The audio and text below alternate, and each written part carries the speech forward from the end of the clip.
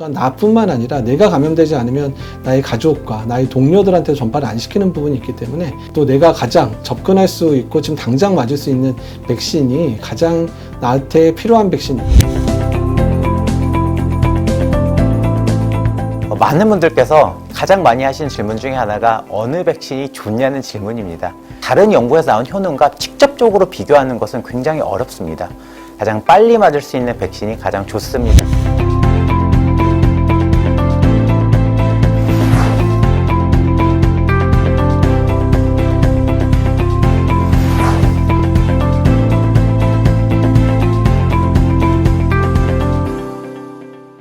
요새 인터넷 뉴스들이 많아지다 보니까 클릭을 유도하기 위해서 제목을 되게 선정적으로 하는 경우도 상당히 많습니다. 근데 그렇게 되면 일단은 내용을 보지 않더라도 제목을 보는 그런 그 뉴스 소비자의 입장에 있어서는 상당한 이제 불안감을 가질 수도 있거든요. 그래서 백신 접종에 있어서는 이렇게 속보 형태의 그런 보도 방식들은 되도록 하면 안 되시고, 또한 거기에 제목을 달더라도 선정적인 제목을 절대 달아서는 안 되고요. 제목 자체를 굉장히 자극적으로 표현하는 경우는 많겠습니다.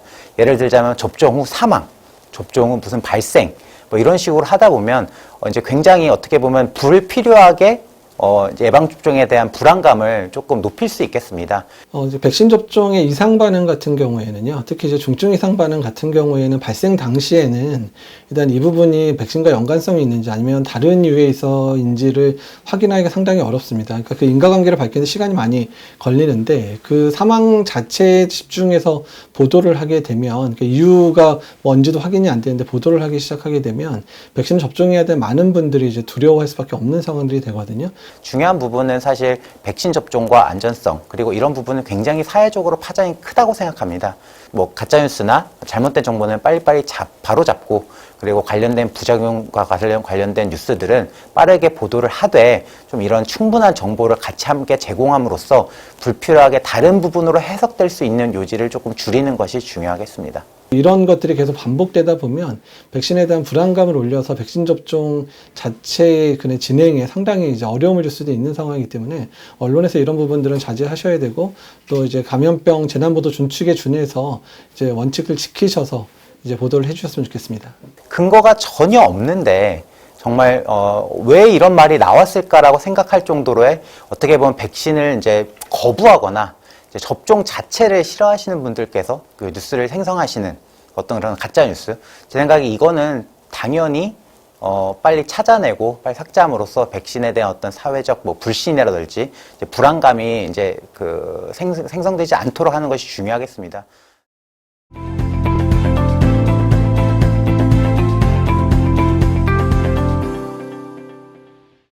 그러니까 대부분의 지금 보고되고 있는 그런 이상 반응 사례들은 아주 가벼운, 그러니까 뭐 접종부의 통증이라든지 접종부의 발적, 그러니까 미열을 호소한다든지 또는 이제 전신의 근육통, 좀 피로감을 호소하는 수준 정도고요. 일단 대부분은 이제 하루 이틀 안에 대부분 회복되는 그런 형태의 이상 반응들을 보고하고 계십니다. 근데 일부 이제 언론에서 보도된 이제 사망 사례들과 관련돼서는 일단 대부분 지금 요양원하고 요양병원에 입원해 있는 기저질환이 상당히 있는 그런 분들에 대한 이야기들이거든요. 그래서 일단은 여러 가지 뭐 인과관계에 대한 조사가 필요하긴 하겠지만 워낙에 기저질환이 많고 또한 상당히 이제 건강 상태가 안 좋으신 분들이 많기 때문에 그런 이유들로 인해서 백신과의 인과관계가 증명될 수 없는 또는 인과관계가 없는 그런 류의 이제 사망 보고라고 지금 생각이 되고 있는 상황입니다. 어쨌든 자세한 내용이야 질병관리청에서 이제 조사를 하겠지만, 현재 발생하는 상황들은 기억하시겠지만 작년에도 뭐 독감 백신 이후에 고령층에서의 사망 얘기들 많이 나왔었지만 실제로 부검도 하고 실제 여러 가지 역학조사 관계를 통해서 백신과 연관성이 없다라고 사실 보고가 됐었고요. 또 지금 이번에 같은 상황들을 우리나라만 발생한 게 사실 아니고 노르웨이 같은 경우에도 화이자 백신 접종 시작할 때쯤에 요양원에 있는 거주하는 분들 중에 한 33명이 사망했다, 이런 보고들이 있긴 있었지만 노르웨이 당국의 보고에 의하면 일단 백신 접종과 무관하다. 일단은 기저질환이 아카이한 사망들이 많다. 특히 전년도에 같은 시기에 사망자와 이번에 코로나 백신 접종 이후에 그 상황이 겹치는 시기에 그 요양원이나 요양병원에서의 사망자 숫자가 급격히 늘어나거나 이런 건 없다. 그래서 백신하고 연관 없다라고 발표가 됐었거든요. 그러니까 여러 가지 이유를 봐서도 일단 지금 일어나고 있는 사망 보고들은 백신과는 연관이 없을 가능성이 상당히 높아 보입니다. 상대적으로 좀 빠르게 개발되었던 백신에 대해서 일반인분들께서 백신에 대한 안전성에 대해서 좀 경각심을 가지고 그런 의구심을 갖는 거에 대해서는 굉장히 사회적으로는 바람직하다고 생각합니다. 건강한 사람이 접종하는 백신인 만큼 안전성이 최우선적으로 고려돼야 함은 맞습니다. 아스트라제네카 백신 같은 경우에도 대규모 임상시험을 통해서 이제 효능과 그리고 단기전이 안전성은 똑같이 다른 승인된 백신들과도 유사한 수준으로 나타났습니다. 그런 부분에서 고려했을 때 안전성도 굉장히 유사하였고, 그렇기 때문에 충분히 국내에서도 사용하는 것에 대해서는 전문가들 그리고 식약처에서도 전부 승인해 주었습니다. 65세 이상에서 자료가 조금 부족하다는 측면 때문에 65세 이상에서는 공고를 보류하였지, 이것이 결코 안전성에 어떤 문제가 있거나 아니면은 안전성이 다른 백신에 비해서 부족하기 때문에 이런 결정을 유보한 것은 절대 아닙니다. 따라서 아스트라제네카 백신의 어떤 바라보는 시각에서는 사실 부작용은 다른 백신들과 크게 다르지 않다고 생각합니다.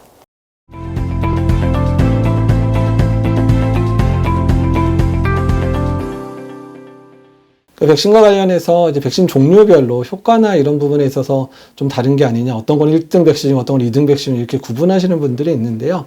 최근에 뭐 영국도 그렇고 미국도 그렇고 여러 국가에서 연구 자료들이 속속 나오고 있습니다. 특히 영국에서 나온 자료들을 보게 되면 그 아스트라제네카 백신이나 화이자 백신이나 어떤 백신을 접종하더라도 예방 효과가 80%가 넘고, 특히 이런 입원을 한다든지 중증으로 진행하는 걸 예방하는 효과들은 두 가지 다 이제 뭐 아스트라가 94%, 뭐 화이자 백신이 86%처럼 이제 백신 효과 자체가 차이가 나고 있지는 않거든요. 그래서 현재 우리가 가지고 있어야 될 마음 중에 하나는 내가 접종할 수 있는 백신이, 또 내가 가장 접근할 수 있고 지금 당장 맞을 수 있는 백신이 가장 나한테 필요한 백신이고, 또한 나뿐만 아니라 내가 감염되지 않으면 나의 가족과 나의 동료들한테 전파를 안 시키는 부분이 있기 때문에. 많은 분들께서 가장 많이 하신 질문 중에 하나가 어느 백신이 좋냐는 질문입니다. 제가 그때 항상 말씀드리는 답변은 가장 빨리 맞을 수 있는 백신이 가장 좋습니다라고 답변을 합니다. 단순히 효능만 놓고 보면 어떻게 보면 어떤 특정 회사 제품이 가장 좋은 거 아니야 라고 할 수 있겠지만, 이 효능이라는 것은 결국 임상시험에서 나타난 자료입니다. 그럼 임상시험이 다 동일하게 시행된 것은 결코 아닙니다. 다른 연구 계획서, 다른 상황, 다른 나라, 다른 진단, 방법, 이런 여러 가지들이 요소들이 복합적으로 이루어졌기 때문에 단순히 어떤 연구에서 나온 효능을 다른 연구에서 나온 효능과 직접적으로 비교하는 것은 굉장히 어렵습니다. 그렇기 때문에 단순히 어떤 효능을 따져가면서 이 백신을 맞기 위해서 나는 백신을 맞지 않겠다, 이런 것보다는 오히려 빠르게 접종을 받을 수 있는 백신을 접종을 받는 것을 굉장히 권유하고 있습니다.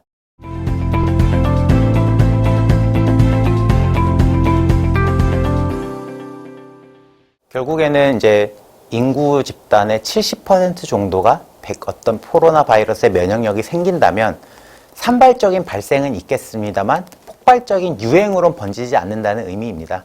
코로나19가 완전히 사라지는 것이 아니라 우리가 감수할 수 있는 정도의 어떤 발생 수준으로 충분히 억제할 수 있다는 뜻이기 때문에 코로나19 종식과는 조금은 다른 이야기이기도 합니다. 그러기 위해서는 인구 집단의 약 한 70%가 접종을 해야 되고, 우리나라 인구 현재로 봤을 때는 적게는 3,500만 명 정도는 접종을 해야 그 정도 수준을 이룰 것으로 예상하고 있습니다. 근데 반대로 계산해서 이제 11월에 3,500만 명을 맞추려면은 지금 남은 기간 250일 동안에 거의 하루에 약 한 30만 명 정도는 맞춰줘야 됩니다. 결국 현재는 지금 백신 도입되는 물량의 한계 때문에 그 정도 속도를 내기는 어렵습니다. 다만 2분기 그리고 3분기 때 백신 물량이 충분히 공급이 가능해진 시점부터는 우리나라의 현재 그 예방접종 여건이 굉장히 좋습니다. 그래서 독감 예방접종에서도 하루에 30-40명은 넘기면서 항상 접종을 이루어졌기 때문에 백신의 공급이 꾸준히만 잘 이루어진다면 2분기 그리고 3분기 때 접종의 속도를 가할 수 있고, 이렇게 되면 11월까지 70% 접종도 충분히 가능할 것으로 생각됩니다. 일단 이제 집단 면역이라는 얘기를 많이 쓰고 있는데요. 그러니까 전 국민이 다 맞으면 그만큼의 유행도 가라앉고, 더 중요한 거는 이제 그런 고위험군들의 사망 자체가 많이 줄고, 또한 중환자 발생이 줄어드는 부분에 있어서 효과는 반드시 나타날 거고요. 그러니까 집단 면역은 여러 가지 변수들이 사실은 있습니다. 그러니까 이제 변이 바이러스가 유행을 한다면 또한 이제 접종을 다시 해야 되는 그런 문제도 생길 수도 있고, 또한 현재 접종이 가능한 연령대가 18세 이상의 성인만 접종을 할 나갈 수 있기 때문에 그런 17세 미만의 그런 청소년들이나 소아나 유아 같은 경우 접종을 하지 않기 때문에 집단 면역 자체가 완전히 형성되기는 쉽지는 않은 거죠. 그러니까 그래서 오히려 더 중요한 게 뭐냐면, 그러니까 현재 18세 이상의 접종이 가능하신 분들이 최대한 접종을 해주셔야. 그러니까 말이 70%지만 그거보다 더 접종을, 그냥 접종 대상이 되는 분들이 다 접종을 해주셔야 그나마 접종에 대해서 아직 보류되고 있는, 그러니까 연구 결과가 아직 안 나와서 보류되고 있는 그런 청소년들이라든지 임신부라든지 또는 접종을 아예 못 맞는 분들도 있으시거든요. 그러니까 그런 분들도 보호를 하기 위해서는 전 국민이 접종에 동참해 주시는 것 자체가 우리나라 내에서의 그런 사망자들을 줄일 수 있는 효과들, 그리고 우리나라 내에서의 유행을 완전 좀 잠잠하게 할 수 있는 그런 부분들이 될 수 있기 때문에 접종에 충분히 동참해 주셔야 된다는 겁니다.